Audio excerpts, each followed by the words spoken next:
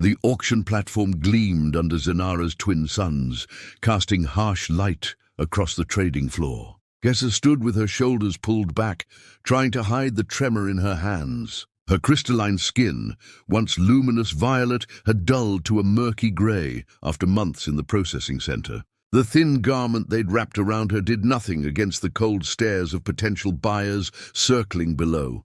She was Talveen, a species prized for their ability to communicate across vast distances through harmonic resonance. But Kessa's throat bore ugly scars from a mining collapse 3 years prior.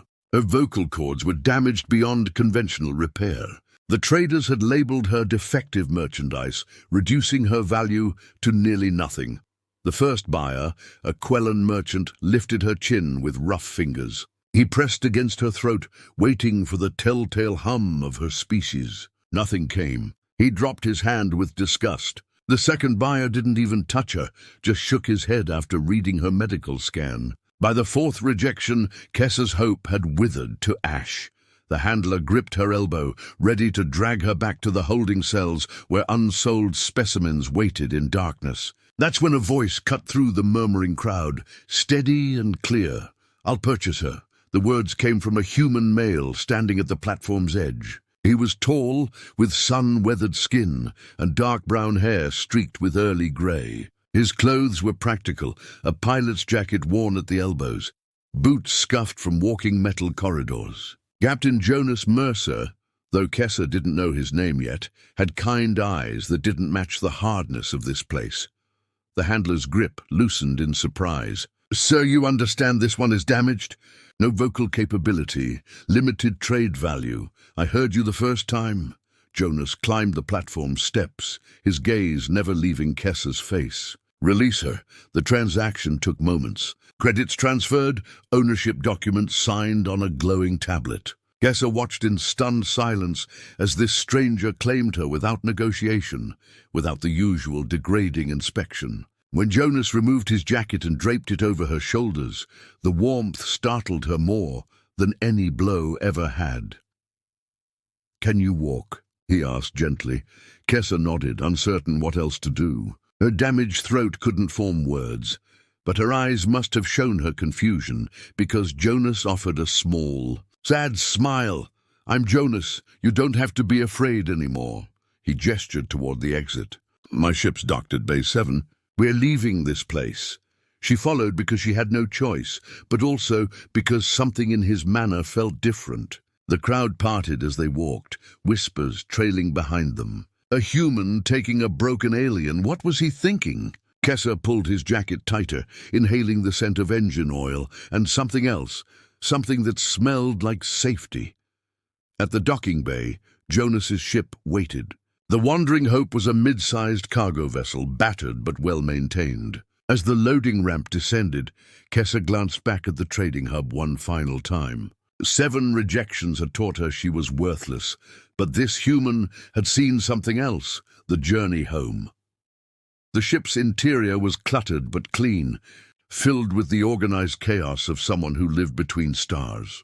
Jonas guided Kessa through the cargo hold, past secured containers and emergency supplies, into the living quarters. The space was small but comfortable, a bunk built into the wall, a tiny kitchen area, and a table bolted to the floor. "You can have the bunk," Jonas said, setting down a medical kit. "I usually sleep in the cockpit anyway during long hauls." Kessa stood frozen, unsure where to put herself. Every instinct screamed that this was a trick, that kindness would soon show its teeth. Jonas seemed to sense her fear. He moved slowly, deliberately, giving her space to breathe. "Are you hungry?" He opened a storage panel, revealing ration packs and sealed containers. When Kessa didn't respond, he pulled out 2 meals and began heating them. "I know you can't talk. We'll figure out another way to communicate." He set a plate before her, the food simple but warm. Kessa's hands shook as she lifted the fork. She hadn't eaten anything hot in longer than she could remember. The first bite brought tears to her eyes, not from taste, but from the simple dignity of sitting at a table instead of eating from a trough.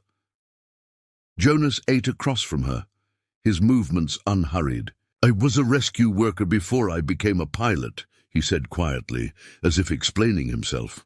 Pulled people out of collapsed buildings, station breaches, ship disasters. Saw a lot of folks that the system gave up on. He paused, meeting her gaze. You reminded me of them. Still alive, still fighting. But everyone had already written you off. Kessa's throat ached, wishing desperately she could respond. Instead, she placed her hand over her heart, then extended it toward him. A Talvine gesture of gratitude. Jonas's expression softened. You are welcome. After the meal, he showed her the small bathroom, provided clean clothes that smelled of soap instead of disinfectant. When Kessa emerged, dressed in soft grey trousers and a loose shirt, Jonas was checking navigation charts. We're 3 days from Halcyon Station, he explained. That's where I'm based. You'll be safe there, safe. The word felt foreign. Kessa approached the viewport, staring at the stars streaking past as the ship jumped to faster-than-light travel. Jonas came to stand beside her, close enough that she felt his warmth, but not so close that she felt trapped. Your scars, he said carefully. If you want, I know a doctor on Halcyon who specializes in non-human physiology. No pressure, but the option's there. Kessa turned to him, really looked at him. His face held no expectation, no demand for gratitude or repayment, just genuine concern. Without thinking, she reached out and touched his hand. His fingers were rough, calloused from work, but they closed gently around hers. The ship's proximity alarm shattered the moment. Jonas's expression shifted instantly to alert focus. Stay here, he commanded, moving toward the cockpit. Kessa followed anyway, her feet silent on the metal floor. Through the cockpit viewport, 3 smaller ships were closing fast, their hulls painted with the red slash of pirate clans. Jonas's jaw tightened. Hold on to something. The wandering hope lurched as he threw it into evasive maneuvers. Kessa gripped the co-pilot's chair, her crystalline skin beginning to glow faintly as adrenaline surged through her system. One of the pirates fired a warning shot across their bow. They want the cargo, Jonas muttered, hands flying across the controls. They're not getting it. The cargo ship shuddered as another blast struck the rear shields. Alarms shrieked through the cabin, red lights flashing in rhythm with Kessa's racing pulse. Jonas worked the controls with practiced intensity, his face illuminated by the glow of readouts and targeting systems. Asteroid field ahead, he announced, mostly to himself. If we can lose them in there, Kessa understood the risk. Asteroid fields were navigation nightmares, full of spinning rocks and unpredictable gravitational pockets. But the pirates were closing in, their weapons charging for a disabling shot. She made a decision. Moving to Jonas's side, Kessa placed both hands on the console. Her crystalline skin began to pulse with light, violet veins brightening beneath the surface. Jonas glanced at her, startled. What are you... Before he could finish, Kessa closed her eyes and extended her senses outward. Though her voice was broken, her species' natural resonance abilities remained. She could feel the vibrations of the asteroids, the way they moved through space, the gaps and channels between them. The information flooded her mind like a 3-dimensional map. She grabbed Jonas's hand and pressed it against the navigation controls, then guided his movements with her other hand, left, down, forward. Her touch communicated what her voice could not, showing him the safe path through impossible terrain. Jonas didn't question. He followed her guidance, trusting completely. The ship dove into the asteroid field, skimming past rocks the size of buildings. The pirates followed, but their larger vessels couldn't match the nimble movements Kessa guided Jonas through. One pirate ship clipped an asteroid and spun away, disabled. The others fell back, unable to risk the pursuit. When they finally emerged on the far side of the field, Jonas brought the ship to a drift in the shadow of a massive asteroid. He killed the engines, letting the rock's mass hide their heat signature. They waited in darkness and silence, barely breathing. Minutes stretched. Kessa's glow faded as exhaustion set in. She swayed, and Jonas caught her, easing her into the co-pilot's seat. His hands remained on her shoulders, steadying her. That was incredible, he whispered. You saved us. Kessa opened her eyes, finding his face close to hers in the dim emergency lighting. her heart hammered for reasons that had nothing to do with the pirates. Jonas's thumb brushed against her shoulder, a small, unconscious gesture of comfort that sent warmth spreading through her chest. "You're not defective," Jonas said firmly. "You're extraordinary." Unable to speak, Kessa did the only thing she could. She leaned forward and rested her forehead against his, a Talveen gesture of deep trust and connection. Jonas went still, then carefully wrapped his arms around her. They sat like that in the darkness, two broken people holding each other together, while the stars wheeled overhead. Hours later, when Jonas deemed it safe to restart the engines, neither of them mentioned how long they'd stayed in that embrace. But something had shifted between them, a recognition that ran deeper than words. The journey to Halcyon Station continued in comfortable silence. Jonas showed Kessa how to operate basic ship functions, teaching her through gestures and demonstrations. She proved a quick learner, her hands steady on the controls. In the evenings, they sat together in the small living quarters, Jonas reading aloud from adventure novels while Kessa listened, her head resting against his shoulder.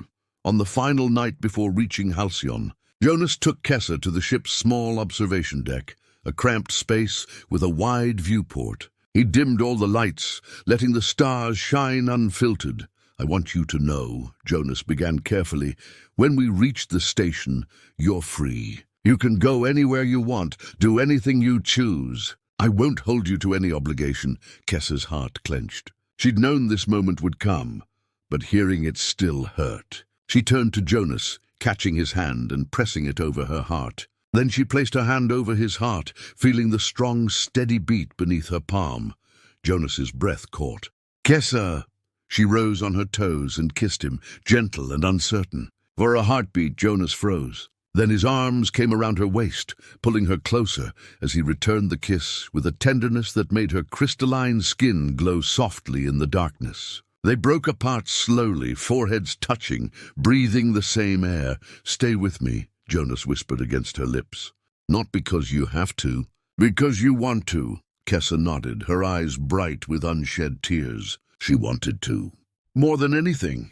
Defying the system, Halcyon Station sprawled like a metal flower against the black of space, its docking arms extending to embrace incoming ships. Jonas guided the wandering Hope through the traffic lanes with easy confidence, but Kessa sensed his tension. His shoulders were tight, jaw set in a way she'd learned meant he was preparing for conflict.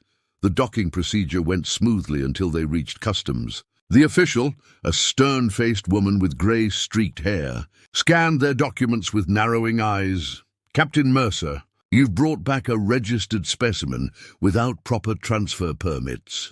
She looked at Kessa with the same expression one might give a misplaced package. "This Talveen is listed as damaged goods from Zanara Hub. She needs to be processed through station holding." "No." Jonas's voice was flat, absolute. "Kessa is not cargo. She's under my protection. That's not how ownership transfers work." "I don't own her," Jonas interrupted. "Nobody does. She's a free person." The official's expression hardened. "Sir, that's not your decision to make. Station protocols require—" "I don't care about your protocols." Jonas stepped forward, placing himself between Kessa and the official. "You're not taking her." Security guards moved closer, hands on their weapons. Kessa's pulse raced. She grabbed Jonas's arm, trying to pull him back, terrified that his defiance would end with him hurt or arrested. But Jonas wouldn't budge. A new voice cut through the tension. "Is there a problem here?" An older man in a station administrator's uniform approached, his expression curious rather than hostile. Jonas seemed to recognize him. "Director Wells." "Yes, there's a problem. Your customs officer is trying to treat a sentient being like lost luggage." Wells examined the documents, then looked at Kessa with thoughtful eyes. "Miss, do you wish to stay with Captain Mercer?" Kessa nodded emphatically, then did something she hadn't attempted since her injury. She forced air through her damaged vocal cords, producing a broken, rasping sound that was barely recognizable as yes. The single word cost her tremendous pain, her throat burning, but the effect was immediate. Wells's expression softened. "She's made her choice clear," Wells said to the customs official. Process her as a station resident, not detained goods. The officials sputtered protests, but Wells dismissed her with a wave. As the crowd dispersed, he turned to Jonas with a knowing look. You always did have a talent for collecting strays, Mercer. Try to keep this one out of trouble, Jonas grinned. No promises, sir. They made their way through the station corridors, Kessa marveling at the bustle of different species moving freely. No cages, no platforms, no handlers, people going about their lives. Jonas kept her close, his hand at the small of her back, guiding but not controlling. His quarters on the station were modest but comfortable, more spacious than the ship. Large windows overlooked the docking bays, where ships came and went like mechanical birds. Jonas showed Kessa around. His movements betrayed nervous energy. I know it's not much, he said, but it's home. Kessa explored the space, running her fingers over surfaces, examining the personal touches that made it Jonas's. Photos of him with rescue teams, books crammed into shelves, a well-worn guitar in the corner. She picked up the guitar, looking at him questioningly. You play? At her nod, Jonas handed it to her. Let's hear. Kessa's fingers found the strings, and though she couldn't sing, she could play. The melody that emerged was hauntingly beautiful, a Talveen composition about finding light in darkness. Jonas listened with closed eyes, letting the music wash over him. When the last note faded, he opened his eyes. Beautiful. That evening, Jonas took Kessa to the observation deck, a public space with a massive viewport showing the stars beyond the station. He'd brought a blanket, spreading it on the floor in a quiet corner. They lay side by side, hands intertwined, watching the cosmos turn. I need to tell you something, Jonas said quietly, before you decide anything permanent. Kessa squeezed his hand, encouraging him to continue. I'm not a perfect man. I have nightmares sometimes, from the rescue work. I see the faces of people I couldn't save. His voice roughened. I brought you here because I couldn't stand the thought of you being one more person the universe threw away. But Kessa, you deserve more than someone trying to fix his own guilt. Kessa sat up, pulling Jonas with her. She cupped his face in both hands, forcing him to meet her eyes. Then she kissed him, pouring every ounce of feeling she couldn't voice into that connection. When they parted, she placed his hand over her heart again, then pointed to him, to herself, to their joined hands. Together, that's what she was choosing. Jonas pulled her close, burying his face in her hair. Together, he agreed hoarsely. They stayed like that under the artificial stars, two souls who'd found each other in the vastness of space, neither of them broken anymore. The message arrived 3 weeks later, disrupting the peaceful routine Kessa and Jonas had built. She was practicing basic station sign language with the communication specialist Jonas had introduced her to when Jonas burst into the training room, his face pale. There's a Talveen delegation at the station, he said without preamble. They're asking about you.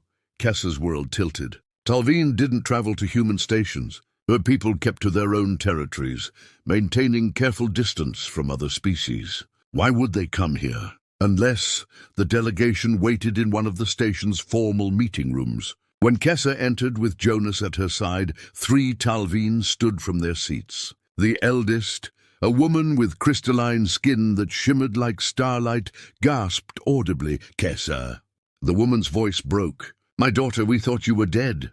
The room spun. Kessa grabbed Jonas's arm for support as memories flooded back. Her family, her home, the day the mining ship she'd been studying was attacked by raiders. The explosion, the collapse, waking up in a medical facility that became a prison when they discovered her damaged voice.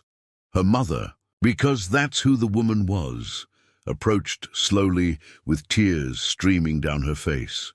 "We searched for 3 years. The raiders told us there were no survivors."